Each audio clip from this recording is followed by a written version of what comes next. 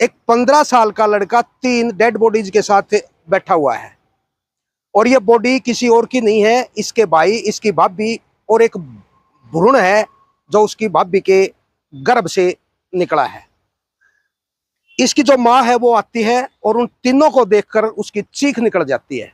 वो माँ के मुंह पर हाथ रखता है और कहता है कि आवाज करने की जरूरत नहीं है। आपको, आपके पास 2 विकल्प है। एक विकल्प ये है कि आपको मरना होगा, दूसरा विकल्प ये है कि आपको मेरी मदद करनी होगी, एक गड्ढा खुदवाना पड़ेगा। माँ जो है गड्ढा खुदवाने में इसकी मदद करती है क्योंकि मरने से सबको डर लगता है। 8 फीट का एक गहरा गड्ढा खोदा जाता है और उसमें तीनों जो लाशें हैं वो डाल दी जाती है और ऊपर मिट्टी का लेप कर दिया जाता है। इस लड़के को यह नहीं पता था कि ये लाशें बाहर भी आ सकती हैं। कहानी बड़े चौंकाने वाली है। हम इससे पहले कि आगे बढ़े, कृपया हमारे पेज को फॉलो करें। अगर आप यूट्यूब पर देख रहे हैं तो सब्सक्राइब जरूर करें। कहानी की शुरुआत गुजरात के जूनागढ़ की है। बिहार के खगड़िया में बैठे माँ बाप अपनी बेटी को फोन मिलाते हैं 19 अक्टूबर 2025 को, छोटी दिवाली के दिन, लेकिन बेटी का फोन नहीं लग रहा है। बेटी 6 महीने की प्रेग्नेंट है, लेकिन फोन ना मिलने के कारण वो परेशान हो जाते हैं, दोनों पति पत्नी। यानी कंचन के जो मम्मी पापा है वो इसके पास फोन मिला रहे थे लेकिन फोन नहीं लग रहा था।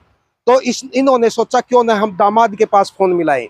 दामाद के पास फोन मिलाते हैं लेकिन उसका भी फोन जो है बंद आ रहा है। बात करते करते आधी रात बीत जाती है, परेशान तो हो जाते हैं लेकिन सुबह कब हुई पता नहीं चलता है। अगले दिन फिर से वही ट्राई करते हैं लेकिन फोन नहीं लगता है। थक हार कर वो अब उसके कंचन के देवर के पास फोन करते हैं दोनों, और जब देवर फोन तो उठाता है लेकिन वो कहता है कि यहाँ जो है, जो बड़ा भाई है यहाँ पर नहीं है, वो किसी काम पर गया हुआ है, दिवाली का मौका है, कृपया आप थोड़ी देर बाद कॉल कर लीजिए। तो उन्होंने सोचा हाँ अब वो थोड़े संतुष्ट हो जाते हैं और सोचते हैं चलो थोड़ी देर बाद बात कर लेंगे। जब 3 घंटे बाद वो बात करते हैं तो भी उसके पास यही जवाब होता है, आप बाद में बात कर लीजिए, बिजी हैं। तो उन्होंने कहा कि कम से कम कंचन से ही बात करवा दीजिए। तो वो कहता है कि कंचन भी उसके साथ ही कहीं बाहर गई है। उसके बाद जो वो बार बार फोन करते रहते हैं तो वो फोन काटना शुरू कर देता है। फोन बार बार काटता रहा, इस तरह से दिवाली चली जाती है। फिर अगला दिन आता है। फिर वो क्या करते हैं कि समधन के पास फोन करते हैं, यानी कंचन की सास के पास वो फोन करते हैं और कंचन की माँ, कंचन की जो सासू है वो फोन उठाती है। और फोन उठाते ही उन्होंने पूछा कि कंचन और दामाद से हमारी बात नहीं हो पा रही है, कृपया आप बात करवा देंगे। तो उसकी माँ जो है, उसकी जो सासू है कंचन की, वो फूट फूट कर रोने लग जाती है और वो कहती है कि कंचन और जो आपका दामाद है वो एक रोड दुर्घटना में मारे गए। अब इनको बहुत परेशानी होती है। वो कहते हैं कि कम से कम कोई वीडियो आपके पास हो, कोई फोटो हो, कम से कम वो भेज दीजिए ताकि हम देख लें। मैं आपको ये भी बता दूं, बिहार के खगड़िया से गुजरात जूनागढ़ की जो दूरी है 2100 किलोमीटर से ज्यादा की दूरी पड़ती है। अब दोनों पति पत्नी सोचते हैं कि हमें चला जाना चाहिए वहां पर। अब ये जब जाते हैं, जा करके ये हिम्मतनगर थाना में जाते हैं और पुलिस कर्मचारियों से बात करते हैं कि मेरा दामाद जिसका नाम शिवम गिरी है, मेरी बेटी जिसका नाम कंचन है, जिसकी उम्र 19 साल है, 6 महीने की प्रेग्नेंट है, वो किसी दुर्घटना में मारे गए आपके थाना क्षेत्र में। लेकिन वो कहते हैं कि हमारे थाना क्षेत्र में इस तरह की कोई घटना नहीं घटी है पिछले 1 सप्ताह से।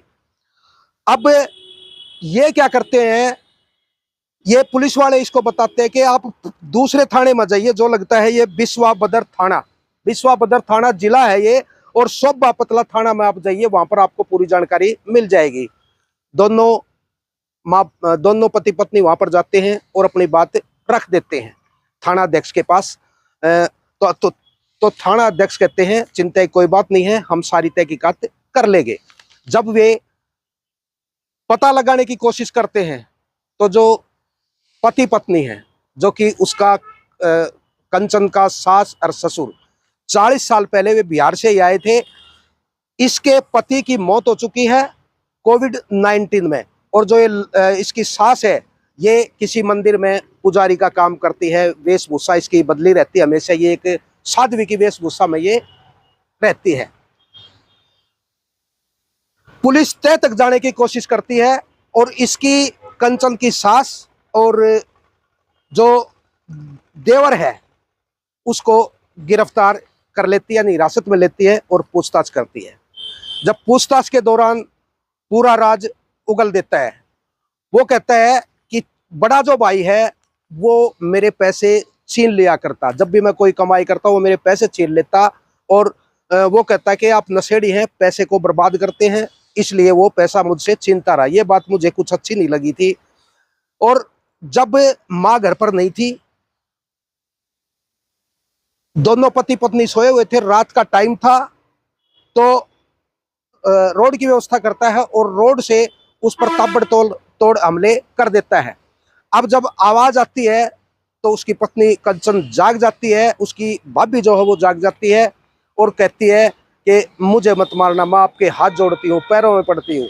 बड़ी मिन्नतें वो करती है, लेकिन उसके सामने भी उसने दो ही ऑप्शन रखे, या तो अपना जो है जिंदगी जी ले या फिर आप मेरे लिए एक काम कर दे। वो 15 साल का लड़का कहता है कि सारे कपड़े उतार दीजिए, और वो अपनी भाभी के सारे कपड़े जो है उतरवा देता है और उसके साथ शारीरिक संबंध बनाता है।